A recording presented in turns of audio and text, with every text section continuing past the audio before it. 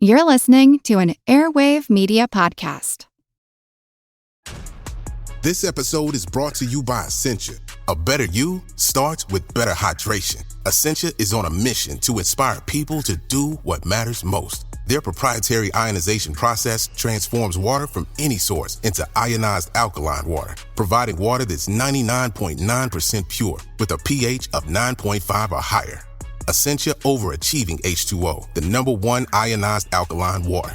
Shop now. This episode is brought to you by Disney's Young Woman and the Sea, now in select theaters. I've decided to swim the English Channel. A woman? I believe she'll die in that water. From producer Jerry Bruckheimer and director Joachim Roning comes the must-see true story, Daisy Ridley. I go to England or die trying. Trudy, you don't have to do this. Don't let anyone take me out of the water, no matter what. Disney's Young Woman and the Sea, rated PG. Parental guidance suggested. Now in select theaters. Recorded in Chicago, Illinois, with your hosts, Ken, Matt, Neal, and Jeff. This is Triviality.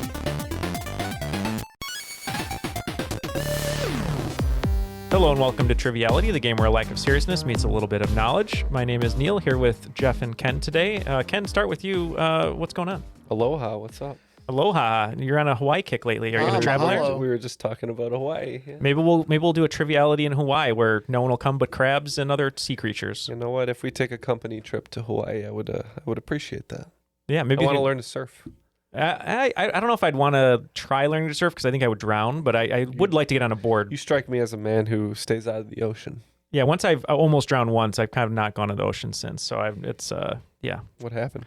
I told it on the show before. I was in a pool at a post-baseball game party, and all the kids wanted to jump in the 9-foot end, and I didn't know how to swim that well, and so I jumped in. I couldn't get up, and the kid had to put his head under my butt and swim me to the top. So it wasn't the ocean?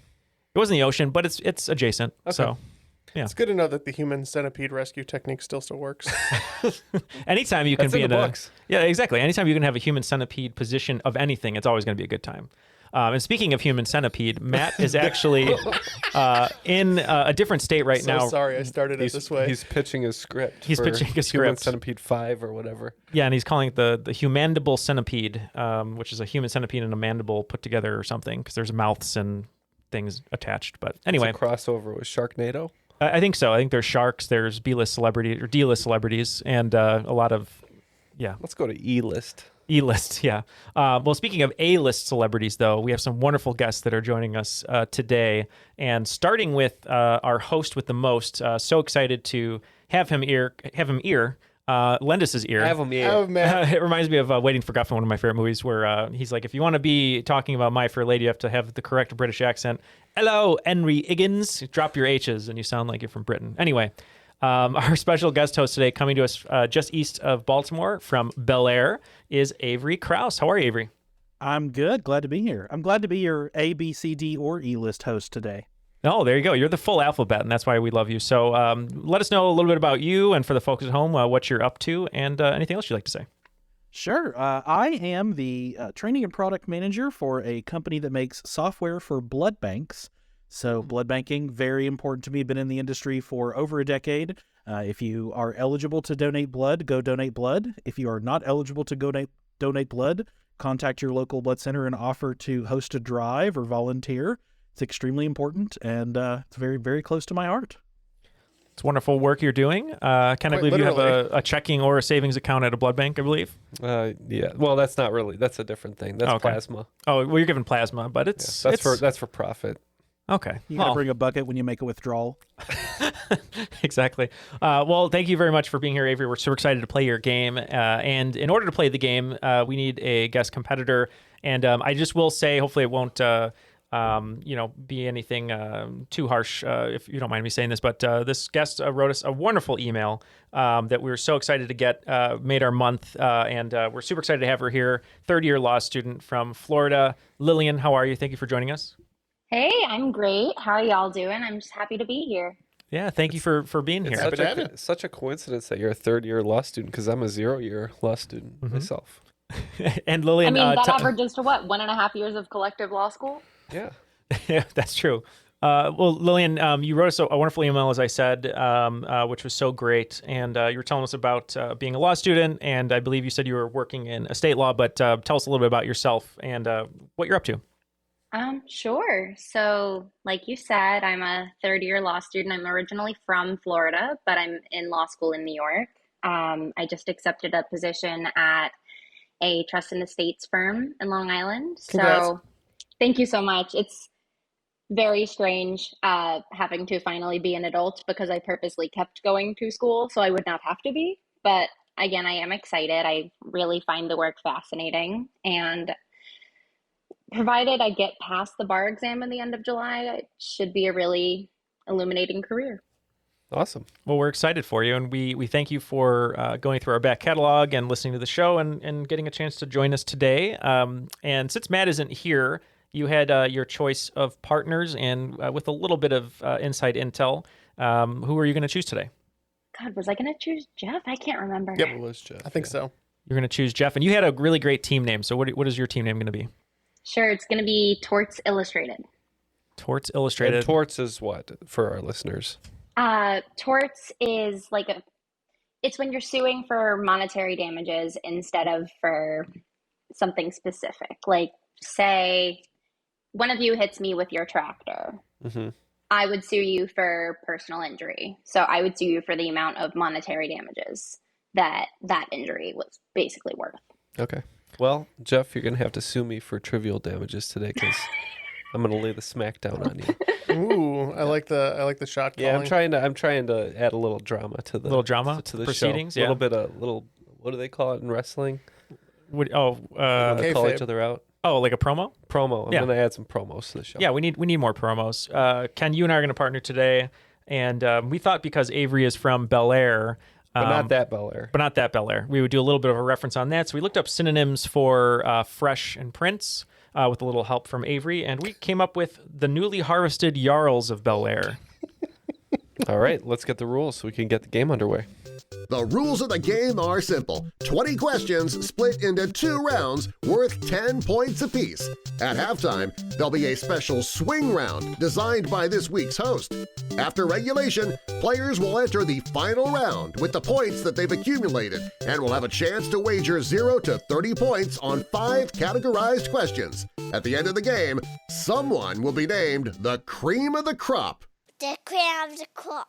And Darren there did one of my favorite rules reads I think I've ever heard. It was in honor of Lillian in the hot weather of Florida with the handkerchief like she's in Inherit the Wind. Darren did it in the southern drawl of a foghorn leghorn lawyer who is representing a murder trial. So thank you, Darren, for that. And Lillian, we hope that the handkerchief keeps you cool. Avery, feel free to take it away.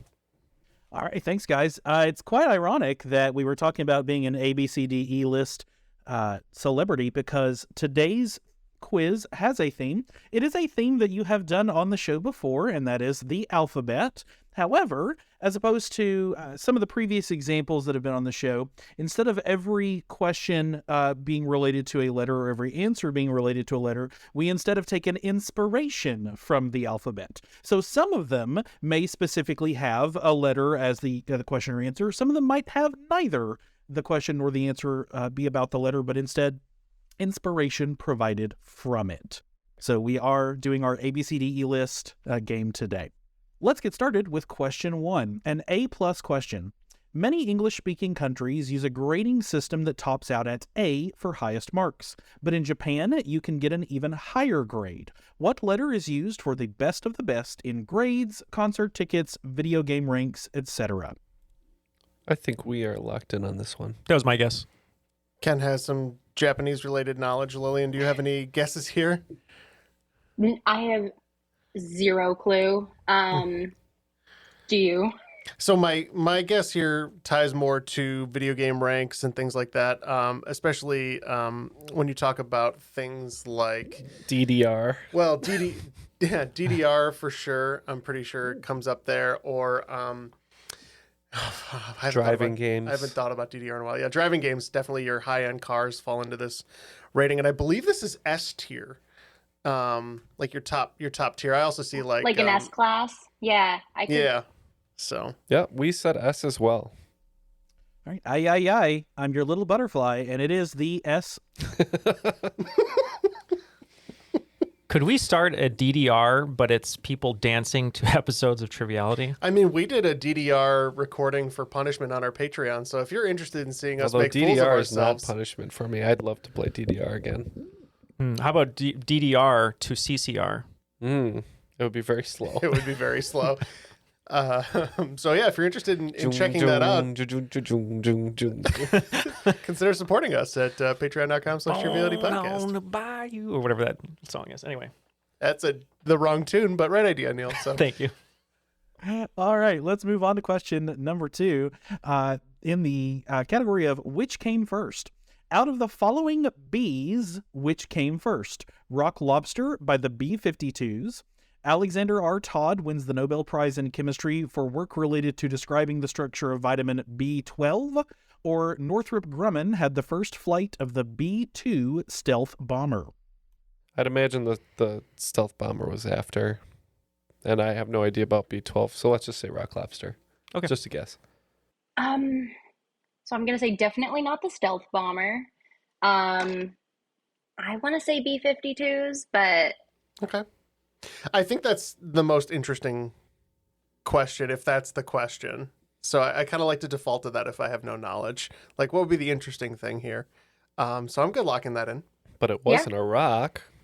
It was a rock lobster. All right, so 2 rock lobsters on order. What do we have? And unfortunately, it was neither a rock nor a lobster. It was the structure of vitamin B12, 1957.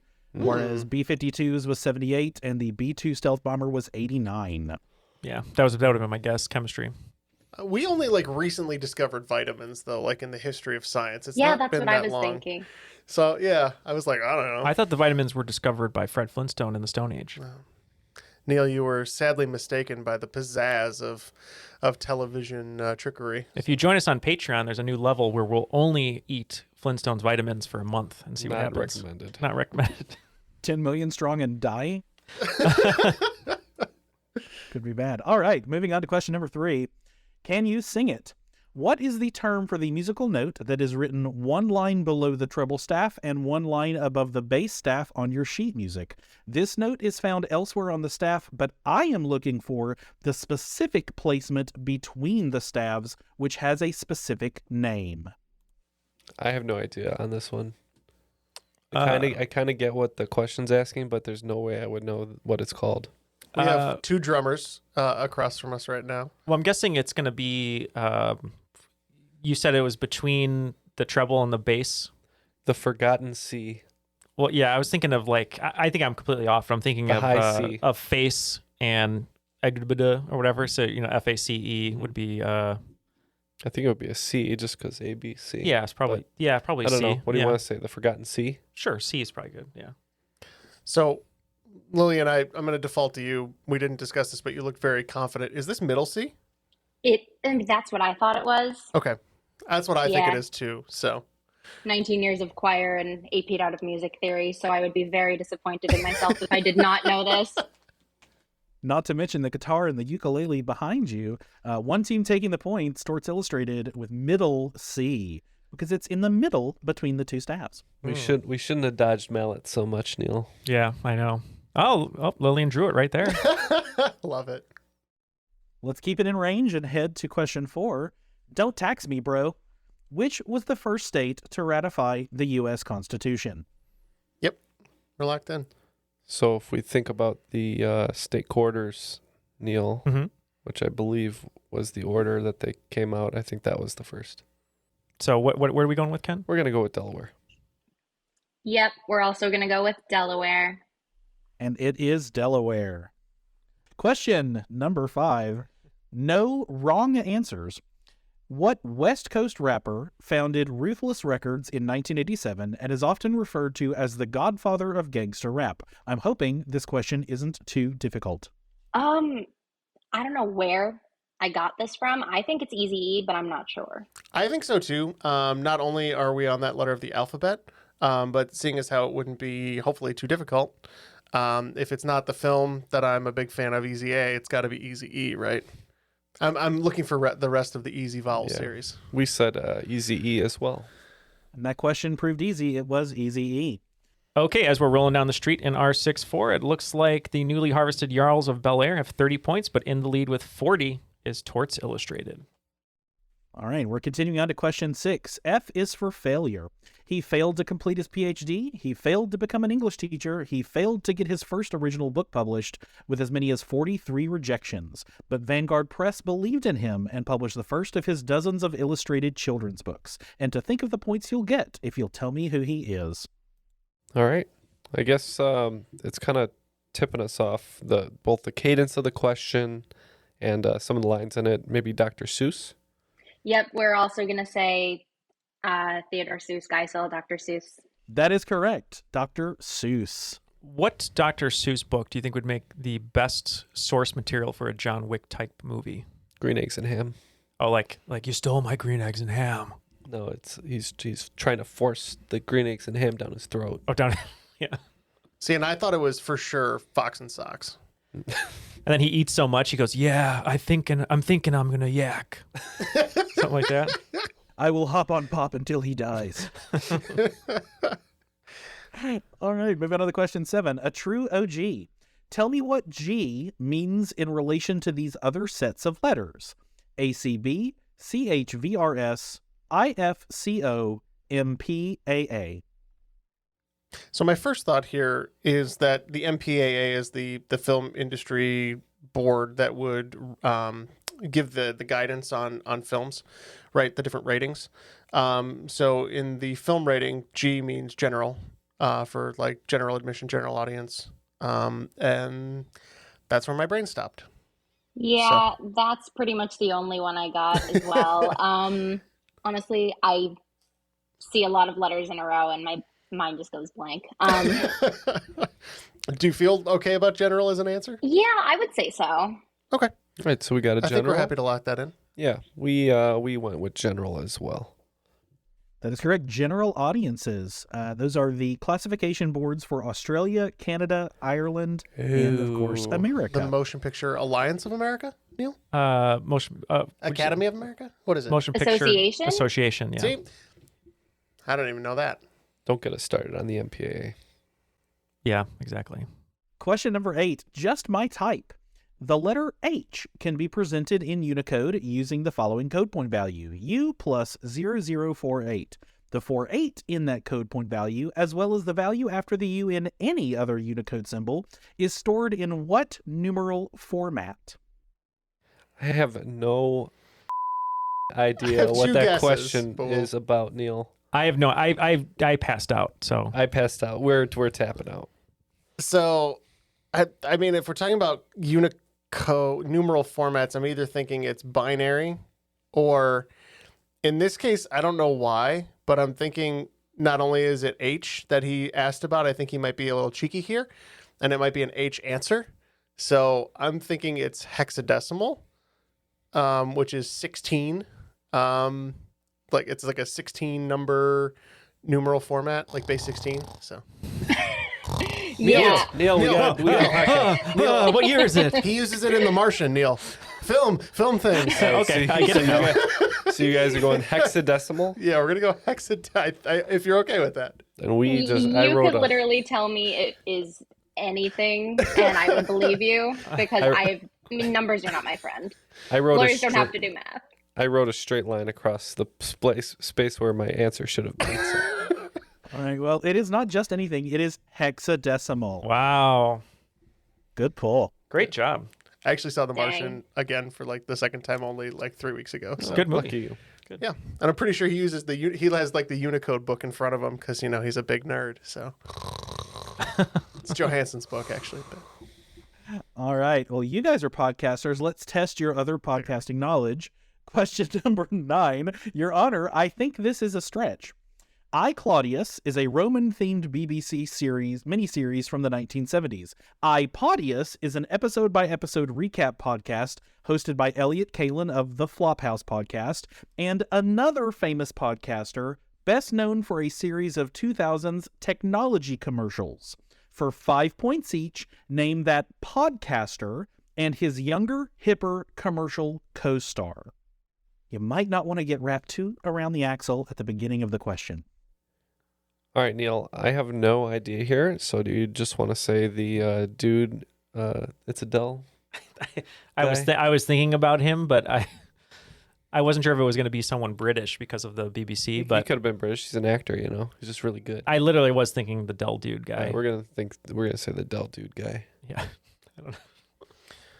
So if I'm thinking about iPodius, two people come to mind in the series of 2000s technology commercials. Since there's a podcaster and his younger, hipper commercial co-star, I'm pretty sure John Hodgman has a podcast, and that would make his younger, hipper commercial co-star. Why am I blanking on his name? Who was the guy who played the Mac in the Mac? Or Justin Long. So Sure. I think it's those two. That's my guess. I'm going to defer to you on that one because Okay. I definitely hyper-focused on the maybe a clue about not getting wrapped around the axle, and then I just got stuck. So That was a good poll, Jeff. We think you're right. We just said the Dell dude. All right. The actual clue is in the category title. Your Honor, I think this is a stretch. He's the host of the Judge John Hodgman podcast, and he was the PC to Justin Long's Mac. Good job, Jeff. Great poll. All right, moving on to question 10. In stark contrast to that previous question, my favorite celebrity with a J name has to be Josh Groban. In 2008, he starred opposite Idina Menzel and Adam Pascal in a concert version of a musical at Royal Albert Hall as Anatoly Sergeyevsky, a Russian competitor at the top of his game who defects to England. What is the name of the musical? Lillian and I don't seem to know the one in question, so we're tapping. Okay. What do you have, Neal? Well, if you remember our April Patreon bonus, I wish there was a song in this musical called Fool's Mate, but unfortunately there isn't. It's a musical called Chess, the musical. That is correct. Chess, the musical. Anatoly Sergeyevsky, the world-ranked chess player. A musical I'll probably never see, just because I'm not a fan of chess. No disrespect to chess players. Not but everything has to be a musical. That's true. Chess is barely... It's the theme of the show, but it's not what the show's about. At the end of 10 questions in the first round, the newly harvested Jarls of Bel Air picking up 30 points in the second half, bringing our total to 60.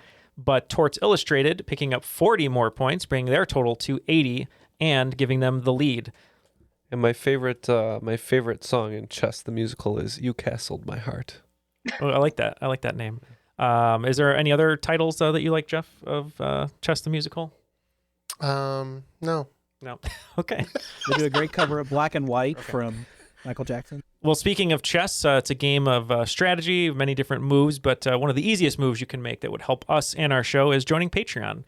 So if you go to patreon.com/trivialitypodcast, you can help support the show. We've upgraded all of our equipment, and we're still in the process of doing that.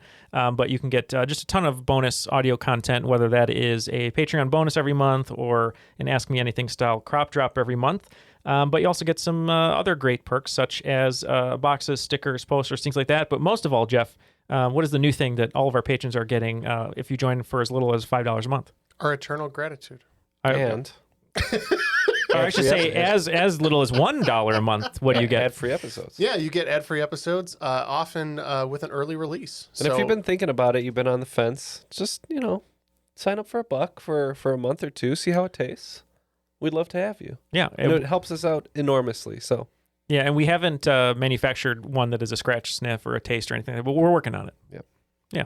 Well, yeah, go to patreon.com/trivialitypodcasts and join in on the support today. Avery, what do you have in store for us for the swing round?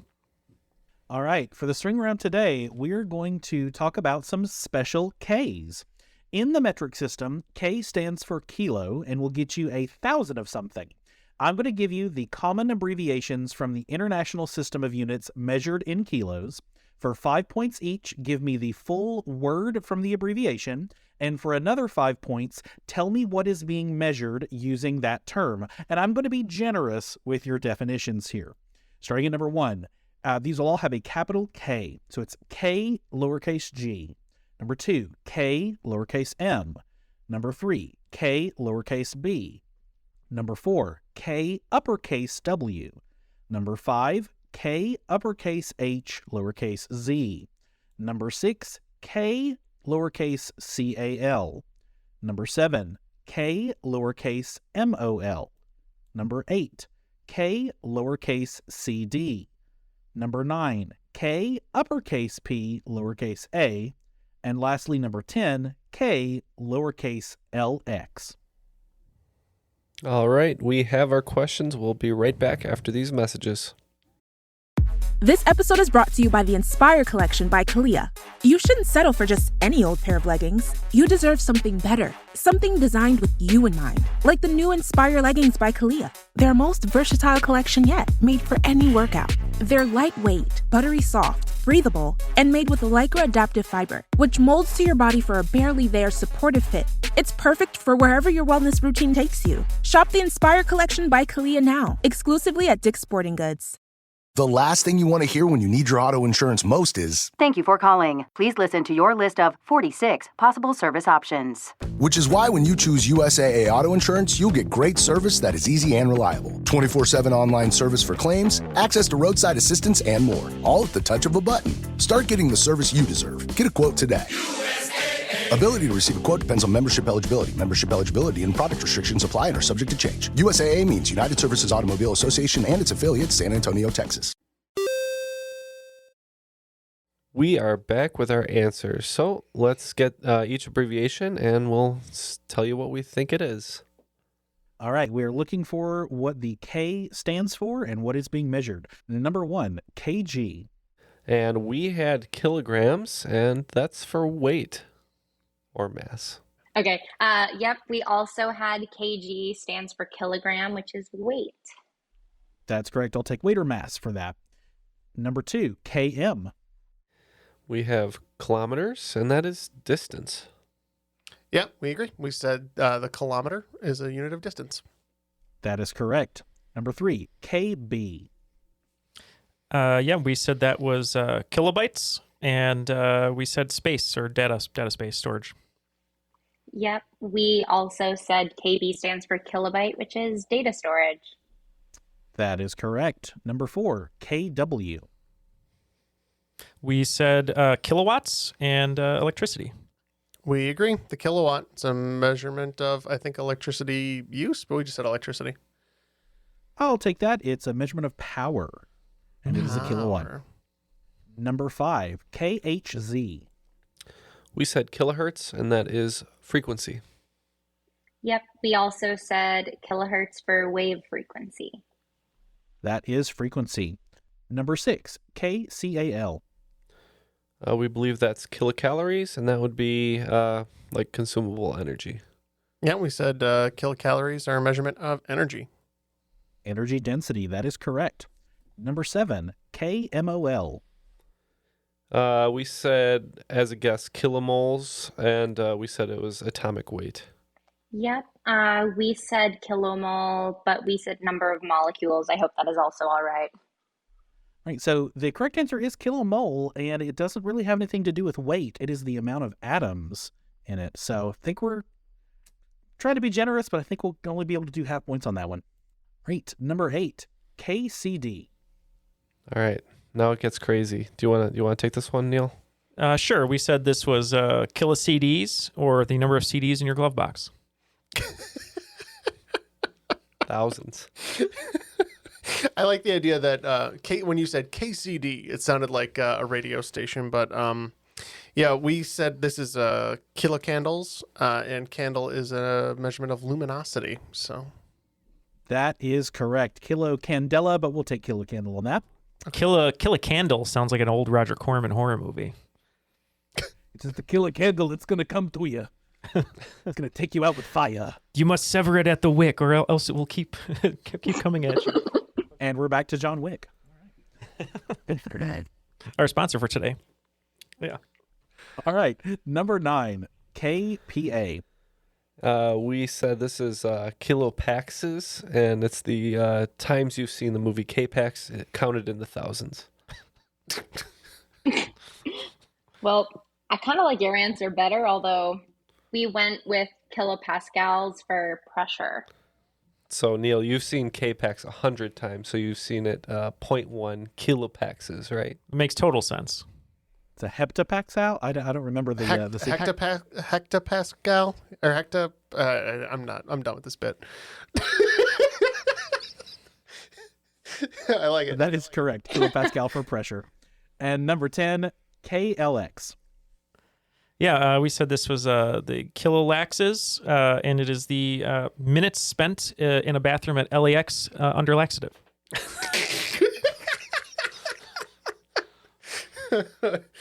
Wow. 1,000 minutes spent in an LAX bathroom. It can be a fraction of a kilolax. Yeah. I'm in the nanolax. It's only 0.01 kilolaxes. We said this is kilolux, and I believe that's like the variance of the luminosity, but I don't know. Yep, kilolux for illuminates. Yeah. Well, after that swing round, the newly harvested Jarls of Bel Air started out strong, but kind of ended, in the gutter a little bit. But we were funnier, though. We were funnier, right? We picked up 65 points, bringing our total to 125. But the team of Torts Illustrated only getting half points on one question and batting perfect the rest of the round, picking up 95 points, bringing their total to 175. All right. Good job, everybody. Let's move on to round 2 with question number 11, Elemento. What band also got in on the alphabet theme, producing a children's album called Here Come the ABCs in 2005, 15 years after their third and arguably breakout album, whose popular tracks involved Electric Wings, Forgotten Cities, and Tiny Little Angry Bits? And for a bonus point each, can you name the 3 songs my hints referenced? All right, we are locked in with a guess. We're not sure if it syncs up with the timeline, but we're going to go for it. Yeah, I have no idea. 1990s a little bit before my time.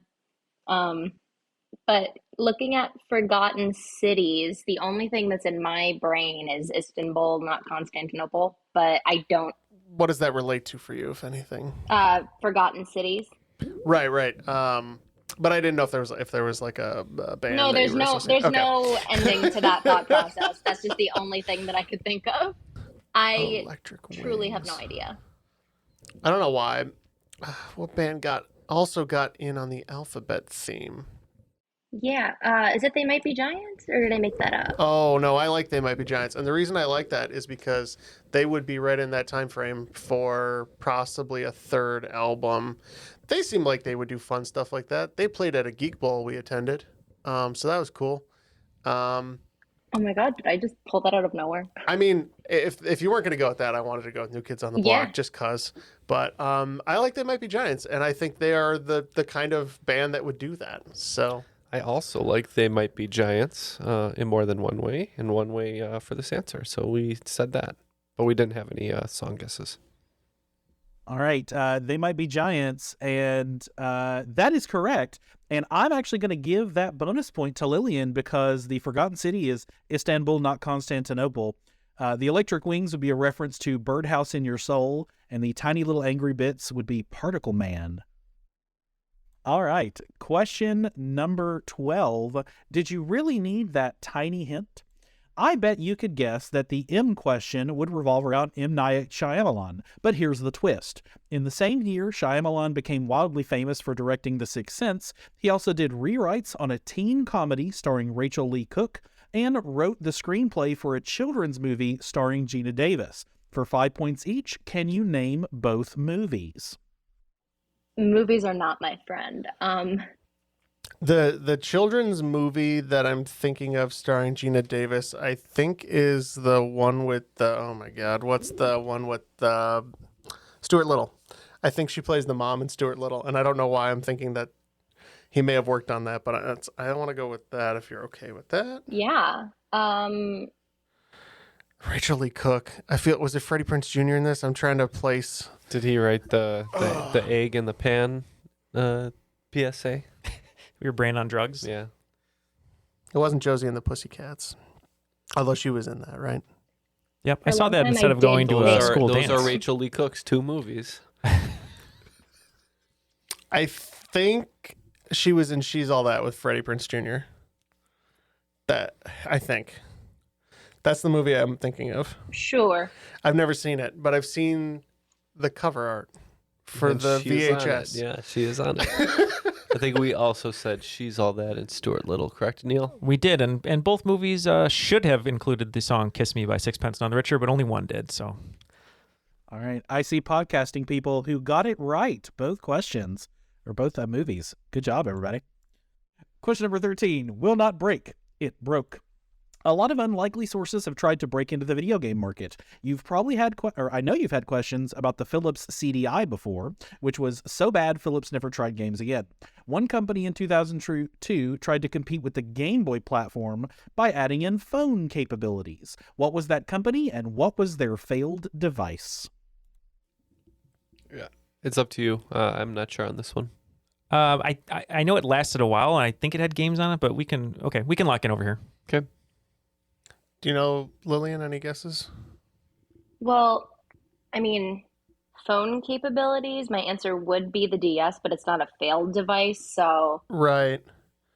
It's weird, like, my first thing I thought of, and I don't know if it came out earlier, because I had one, and I, like, never played it, and it wasn't the best, but I had a Cyberco, which had, like, shortwave texting capabilities and stuff. It had, like a BlackBerry-style keyboard and all that. That would qualify. Yeah, I mean, I'd be fine to lock in with that. I have no idea what other phone capabilities they would have had that weren't a phone. So that's what we're going to go with. Cyberco. Yeah. Never heard of it. What did we have?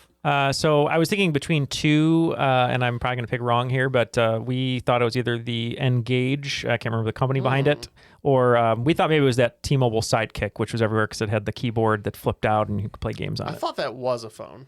I think it was a phone, yeah. Yeah. So, the two, which would you like to have as your answer? The first one. Okay, well, we'll say Engage. All right, I'm going to give half points for that. It was the Nokia Engage. I've never even heard of that. So made by a phone company. Phone company notorious for phones that will not break. Oh, now I get the okay, duh. All right. Oh, yeah. Yes. What letter of the alphabet are we on, Neil? Ah. There you go. All right. Question number 14. Viva Las Vegas. There are many letter-based things to see and do in Las Vegas. The D is a popular casino on Fremont Street, while TI is located on the Strip.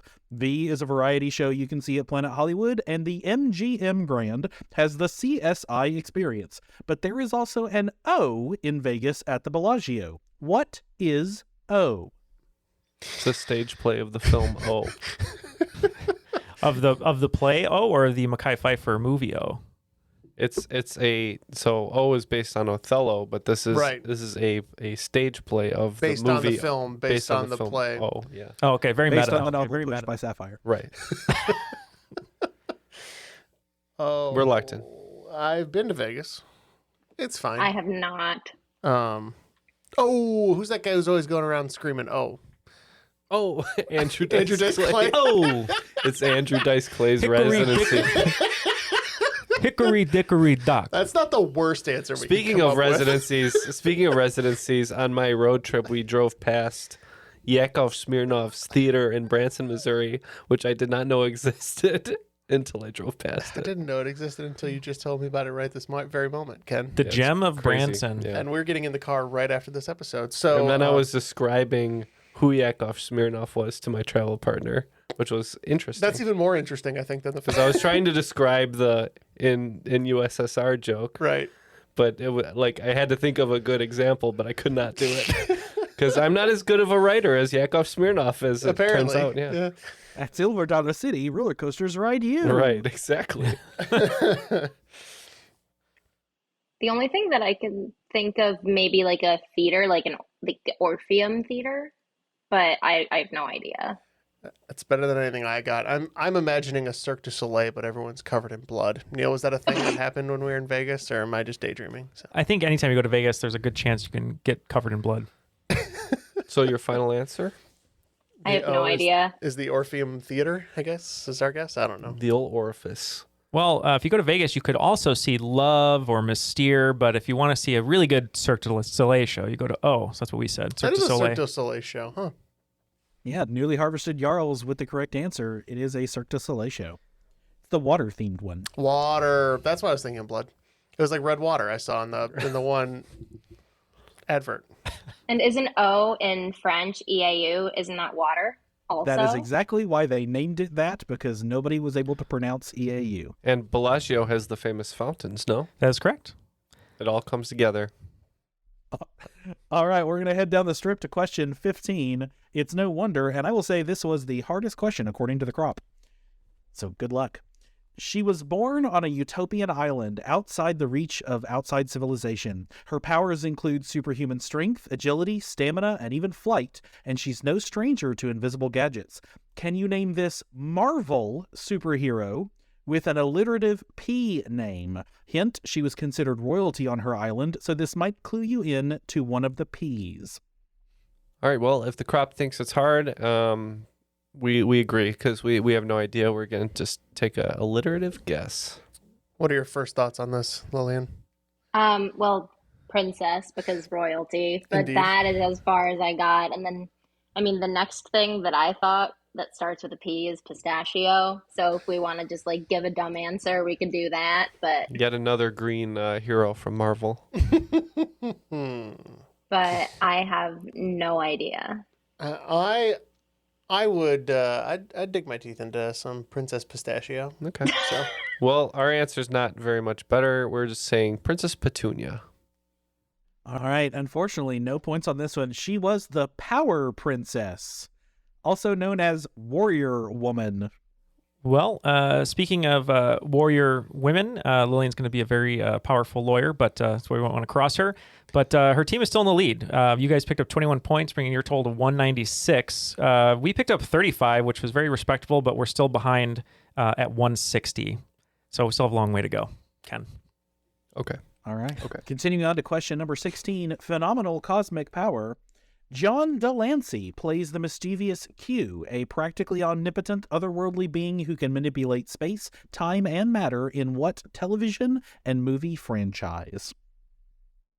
Either X-Men or Star Trek, whichever one you feel more confident in. yeah, because I'm pretty sure at first I was thinking this was Dr. Manhattan, since there's both television adaptations of his various properties, but that doesn't fit the The I don't think prompt. that fits the question here. So, you know what? Let's just guess X-Men. We're on a bit of a comic book theme, maybe potentially here. So, that's what Well, we'll go we with. said... No, we said Star Trek.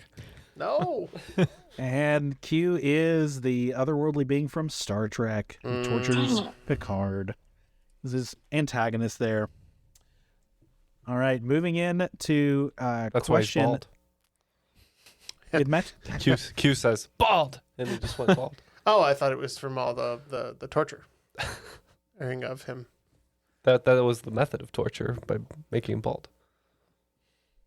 All right, we're going to move to question number 17. Really? Not even a letter? So R is the 18th letter in the English alphabet. So, of course, this R-related question is about the famous sports athletes to wear the number 18.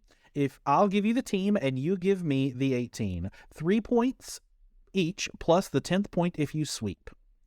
We have the Indianapolis Colts 1998 to 2011 and Denver Broncos 2012 to 2015. The Argentina U20 national team 2004 to 2005. And the Pittsburgh Pirates, Montreal Expos, Florida Marlins, Houston Astros, Chicago Cubs, San Francisco Giants, and New York Mets assortedly 1990 to 2008. All right, Ken, I ran the numbers through the Rolodex, and we were locked in. Okay, great. Lillian kind of defaulted to me here, since apparently of the two of us, I'm the sports expert, which is dangerous. And we went with Peyton Manning for the first one, Lionel Messi for the second, and good old Kerry Wood for the third. Good guess of 3 humans. So for ours, I'm not sure if Avery meant to have a little bit of alliteration, sort of. But yeah, we said the sheriff, Peyton Manning, for the football one. I couldn't think of a soccer player who would have, played just by the country and everything. I just know that the most famous Argentinian soccer player of all time is Messi. So we went Lionel Messi. And the last one was tough. I had to go through all the teams. I'm not a huge baseball follower, but I know in 2003 when I was in college, my entire dorm room floor went insane when the Cubs lost their series, going to the World Series. And a player on that team known for peeing on his hands to toughen them up because he didn't use batting gloves. Moises Alou. We said Moises Alou. That is correct. Manning, Messi, and Moises. So full points for newly harvested Jarls, and I believe that's 6 points to 6 points. Indeed. All right, let's continue on to question number 18, the current Middle Ages. I spent nearly a decade as a medieval reenactor in the SCA, the Society for Creative Anachronism, a living history organization founded at a medieval-themed backyard party hosted by Diana Paxson, the author of the Westria and Avalon novels. Can you define anachronism? And I'll be generous here as long as your head is in the right place. Technically, the answer of this question is yes. How about, what is the definition of anachronism? All right, we're still locked in. Can I go to the bathroom, Mr. Neal? By that measure, I could also say no and get full points. Yes, correct. You have to ask a very specific question. That is one thing that I have learned. Thank you, legal expert Lillian. I like the. See, I could have gone into her field. See, if I was smarter. Yeah, if you had ambition. If you had follow up to that one gotcha that you Yeah. just produced, but I believe that the A would mean no, right, and the chronism would be time related. So this would be something that would be out of time, right, or Yeah, that's not what of the I present was time. thinking. Like chronologicals of time. Right, not in time, not of the right order in time, or Yeah. I think you guys are. Or something like that. I think so too. Or I like mean, of a semisonic nature, maybe. I said out of time Mhm. earlier when we were making the Michael J. Fox callbacks. So, I'll just we'll get our little license plate out with California written on it. We'll say out of time, right? Yeah, we agree. It's something that is not aligned with the time that it represents. That is correct. A thing that belongs to a period out of which it exists.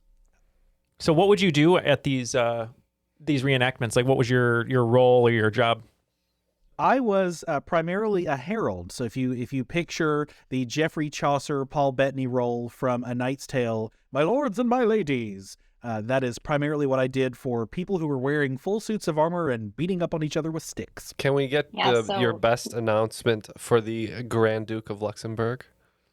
My lords and my ladies, I present to you His Eminence, one whose might shall not be questioned, one whose prowess shall not be defamed. He comes to you here on the field of honor. It is His Excellency, the Grand Duke of Luxembourg. That was all right. That was great. That was better than I could have imagined. If I was in his group, I'd like to be the guy who like scoops the slop into people's bowls. Here's your gruel. Yeah. What high ambitions you have? Slop man, 2 slops. Sloppy Joe lady, you're scaring us. I heard an interesting little tidbit on that the other day. About the slop man. I don't remember exactly what it was called, but no, that basically there was like forever stew. Basically, they would just keep a stew hot. Yeah. And as long as you keep it hot, then it wouldn't stew hot. It wouldn't get stew hot mish. This is the Rammstein ramen that you're opening. Beep bop boop ba doop bop. I'm the slop man. All right, that's enough. Question 9, please. All right, what's the forever stew? Yeah, basically they would just keep it going and going, so you wouldn't spoil it. But yeah, that sounds really interesting. Like a sting stamp. It's like that and beer, and that's how we survived the Middle Ages. All right, well, let's get out of the Dark Ages and head toward question number 19. It's time to spill the tea. The tea is the colloquial name of what regional transit authority in a coastal American state? I'll accept the city or the regional name. Maybe it's in Orlando because there's so many people there. Do we think so? For Disney, I don't know. I know I've heard the T. Is it the tram? Is it Disney's tram? It could be the tram. Let's watch Lillian's face. He's got Disney posters on his wall. He's a Disney man. Oh, Disneyman, I believe, is the let's correct. say Orlando. All right, or Disney. It's the tram. That's what we're going with. The tram. Are we certain? Anyways, Lillian, You seem very confident. What did we say? Yes. So I said the MBTA, the Massachusetts Bay Transit Authority. I went to college in Boston. That's why I locked in immediately. And where else would you think of T, Neal? England. I'd never even thought of that. That's really funny. That's how I remembered it from the time that the three of us spent in Boston. I knew that was the abbreviation for Boston's thing, but I didn't realize that's why I thought of it, because we were in Boston. I think that's why I was thinking of it, but I couldn't pull it. All right, so we were wrong there, right? One team spelled the T appropriately. That is correct. It is the Massachusetts Bay Transportation Authority. Wow. You lied to us with your Disney posters. Lies. Well, you lied to yourselves, gentlemen. All right, question number 20. What U do you go to? Most people use college and university interchangeably, but there are a couple of notable differences between the two when referencing American higher education. For example, with a handful of exceptions, you generally have to move up to a university to enroll in what type of program? I mean, I wrote down PhD ? So I'm just trying to think of schools that are like something college that also have like a PhD, but we can go PhD. Either way, I think we're in the right idea, but yeah, we're going to go with the doctorate as well. All right, so I'm going to go ahead and take this because it is graduate programs. Generally, to get a master's or higher, you're going to move up to a university. At the end of regulation, it looks like Team the newly harvested Jarls of Bel Air picking up 40 points in the second half, bringing our total to 200.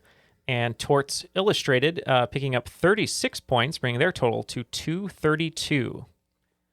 So before we throw it to Avery for the final round categories, just wanted to say join us over on all of our social media. You can go to Instagram and Twitter at TrivialityPod. You can find us at The Crop on Facebook or our rapidly growing community over on Discord.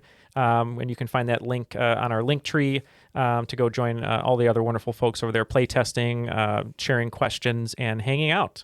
So join us on social media and continue the fun that our podcast brings you, as Jeff says. Avery, what are the final round categories? Said no such thing. All right, we're here to the last 5 letters of the alphabet, so your final round categories are V for VW, W for the win, X for X2, Y for Y Combinator, and Z for Z. The wagers are now placed, so if you could please give us our questions, and we'll cross our fingers and hope we know these answers. All right. V for VW. From 2011 to 2021, the VW Passat was an American-made automobile produced at the factory in this city, also known for being the home of Bessie Smith, the Moon Pie, and a notable train depot. W for the win. In 2001, the International Federation that controls this 2- or 4-person game chopped the point system down to a play-to-11 scoring system from the previous 21.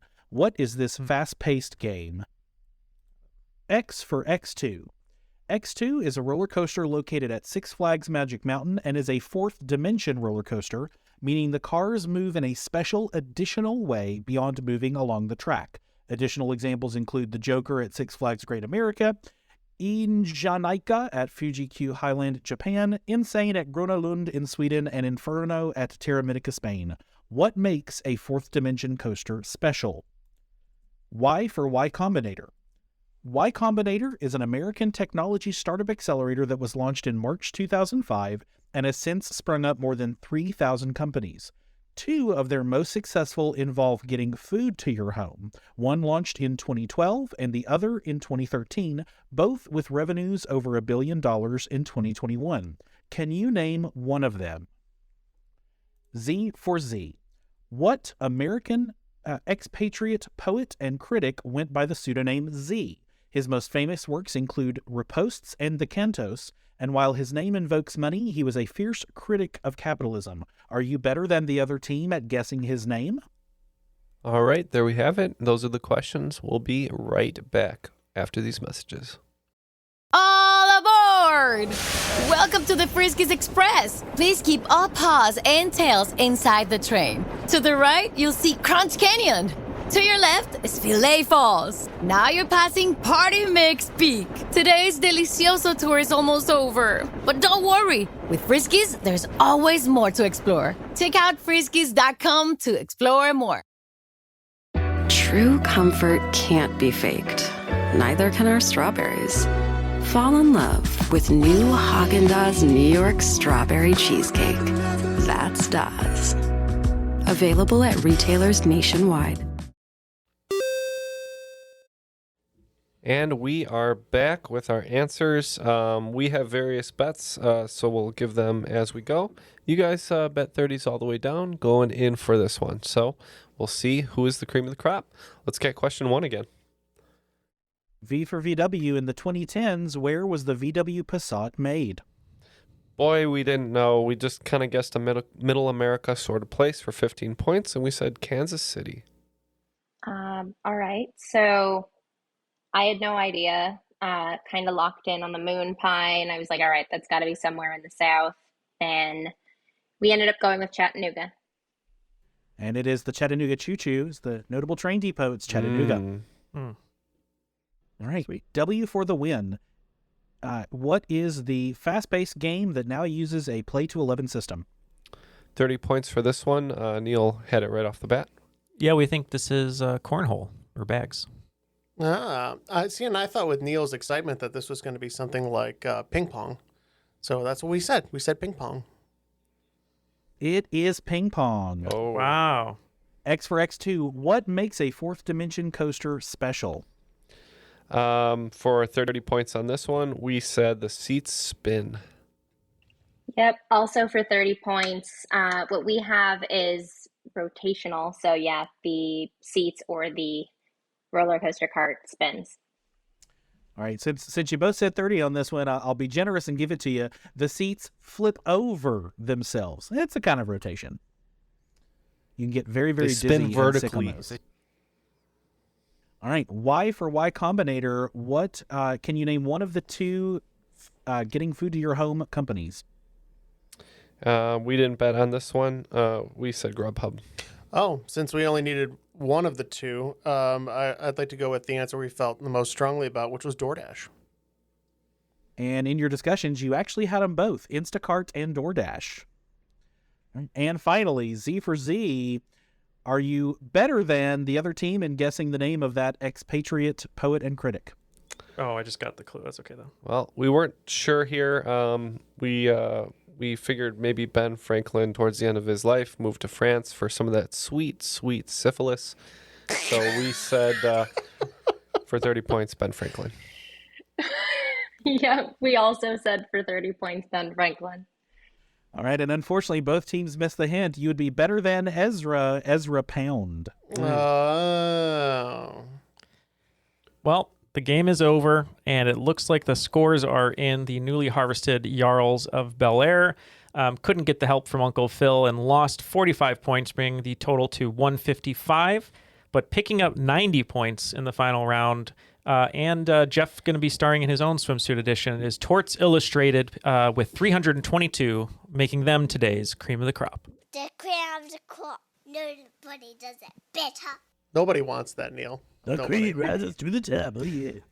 Very nice, very nice. Thank you, Lillian, for being an awesome co-competitor with me. That was so much fun. It was a great Thanks game. for saving my butt on several questions, specifically we the helped each other out. science swing round. Yeah, and it turns out I'm the one who's going to have to be filing the lawsuit for my beating, so did a good job. Good work, everybody.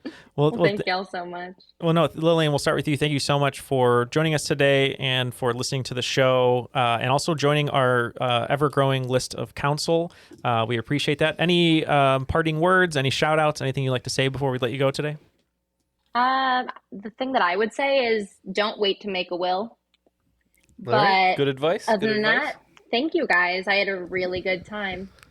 We had a really great time with you here as well. And as Ken said, great advice for everyone. And if you are going to be making a will in the next 6 to 12 months, please include Triviality in some way, shape, or form. Give us your old clothes, your land, any of your kids, whatever you want. Please don't. I think you could put kids. Well, consider the people in your life who you'd like to care for after you're gone, and not us. Yeah, because we'll be fine. If you do have any alpacas or llamas, we'll include those in your will. We'll take them. But thank you. Do you know what a will is? I know when a will is has I am after the end of it, and it Neal just keeps thinks bumping a out lot hits. of people own alpacas. Just saying. That's true. Well, thank you very much, Lillian and Avery. We've been excited to get you on the show for a while. We appreciate you writing a game for us today, especially one with a wonderful theme like the alphabet. Any parting words, shout outs from you today before we let you go? Yeah, absolutely. A big shout out to the Crop for helping me play test this, as well as for my company doing a little bit of a trivia happy hour and letting me spring this on them. And I may have swapped out a couple of the questions for some slightly easier ones in the company happy hour. But as I said up top, go donate blood. It's the one pharmaceutical that cannot be manufactured in a lab. Well, thank you. That's a great message. And Ken, let's talk a little bit before we go just about our network that we're on. Yeah, it's Airwave Media. We're very grateful to be partnering with them.